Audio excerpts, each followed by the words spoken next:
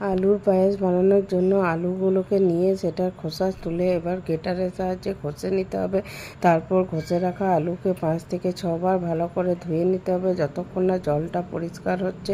তারপর আলুগুলো জল থেকে ঝরিয়ে নিয়ে রেখে নিতে হবে। এবারে একটা পাত্রে ঘি গরম করে তার মধ্যে এই আলুটা দিয়ে দিলাম। আলুটা দিয়ে নাড়াচাড়া করে 2 থেকে 3 মিনিট মিডিয়াম ফ্লেমে ভেজে নিয়ে পরিমাণ মতন দুধ দিয়ে নিলাম। দুধ দিয়ে এটাকে 10 মিনিট ধরে ফোটাতে হবে। 10 মিনিট পর এখানে 6 থেকে 7 চামচ আমি দিয়ে দেবো গুঁড়ো দুধ, যেটা দিলে এই পায়েসের টেস্টটা খুব ভালো হবে। গুঁড়ো দুধটা দিয়ে নাড়াচাড়া করে নেব আর দিয়ে দেবো এরপরে আমি কিছু পরিমাণ অনুসারে চিনিটা খুব বেশি লাগবে না, যেহেতু গুঁড়ো দুধ দিচ্ছি। আপনারা অবশ্যই নিজেদের টেস্ট অনুসারে দেবেন। দিয়ে দিলাম একটু এলাচের গুঁড়ো আর তারপর কাজু কিশমিশ দিয়ে আরও 3 থেকে 4 মিনিট ফুটিয়ে নিলেই তৈরি হয়ে যাবে আলুর পায়েস। সবশেষে একটু